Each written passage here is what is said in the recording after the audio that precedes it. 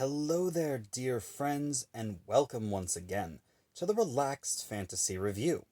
On this channel, we spend our time looking at fantasy of all sorts, from books to movies to video games, and applying the characters within into the tabletop game, Dungeons & Dragons 5th Edition.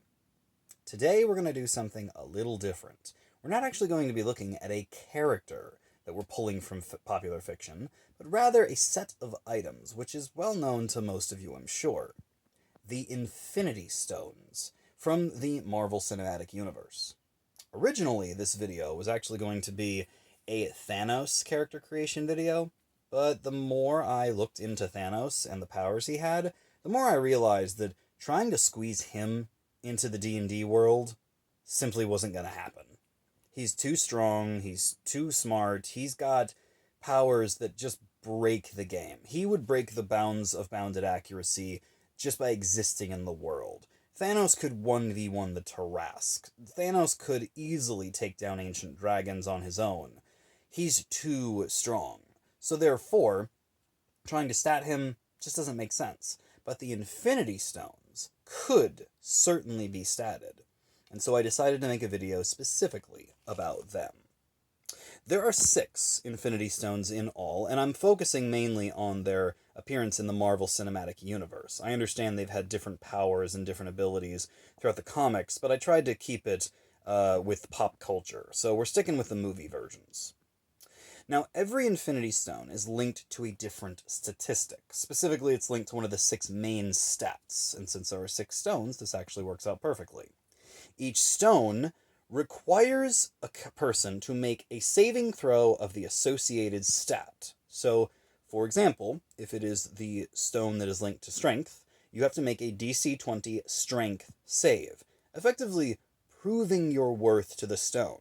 This is why most characters can't just use the stones whenever they want to, because the stones are very, very hard to wield. But once you wield them, you now have full control over that particular stat. Let's start with strength, since it's the first stat in the game.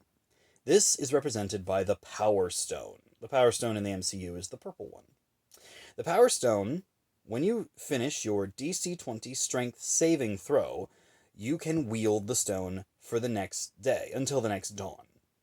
When you wield the Power Stone, you get 2 things. One, your strength is set at 30, making you as strong as you possibly can be. Also, you can cast 4 different spells like they were cantrips, using this Power Stone as the focus for the spells. These are very powerful spells. Power Word Stun, Power Word Kill, Wall of Force, and Disintegrates. These are enormously powerful spells befitting an Infinity Stone wielder. You may use these spells at will, making you a supremely powerful magic user, and your strength is set to 30, so you're able to do things that only gargantuan creatures would normally be able to do. At the next dawn, you may drop the stone, or you may try to repeat the save in order to wield it. You may not use the stone's strength boost in order to use your save again. The stone automatically disconnects from you, your strength goes back to what it was, and then you must reattempt the save. If you fail the save, then not only will the stone not link with you, but you will also take 10d10 necrotic damage. This is standard for all of the stones for their respective saves.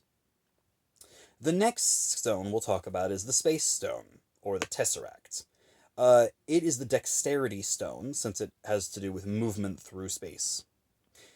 If you can complete your Dexterity 20, your DC 20 Dex save, your Dexterity will be set to 30, just like before, and you'll have 4 spells you can use at will. Teleport, Gate, Banishment, and Plane Shift. These all make sense. In the next dawn, you'll have to repeat the saving throw, like I said, and if you fail it, you take 10d10 necrotic damage. Next up is the Reality Stone. This is the Constitution Stone. Finish your DC 20 con save, and you will have your Constitution set to 30. You will then be able to cast Prismatic Wall, True Polymorph, Mirage Arcane, and Leomund's Tiny Hut. These are things that you'll be able to cast at will. After that comes the Mind Stone, the Intelligence Stone. Complete your DC 20 Intelligence save, and your Intelligence is set to 30, and then you get these 4 spells. You get Weird, you get Dream, you get Feeble Mind, and you get Otto's Irresistible Dance. Next up, the Time Stone, the Wisdom-based one. The Time Stone, if you complete your DC 20 Wisdom save, your Wisdom is set to 30, and you can cast Time Stop, Foresight, Haste, and Slow at will. Pretty easy, right? Finally, the Soul Stone, the Charisma one. DC 20 Charisma saving throw, and your Charisma is set to 30. And you can cast Sequester, Astral Projection, Animate Objects, and Conjure Elemental, all of them at will. But of course, I know what you're thinking. What if you collect all 6? Let me make this very clear. Any one of these Infinity Stones is an artifact, a top-tier, ultra-rare, legendary item that a level 20 character could go on a long-winded quest just to get one. A single one of these makes a character incredibly broken. It gives them access to 9th level spells, which they can cast like cantrips. There are no other characters in the game that can do this. This, by itself, slightly breaks the bounded accuracy system, because this stone is very, very ridiculous. But a single one would break the game. But if you had to be Thanos and go on the ultimate world-ending, quest, and you did want to know what all 6 stones do, it's very simple. You have to succeed on all 6 saving throws, and if you fail even one, you take the damage, and you have to try again.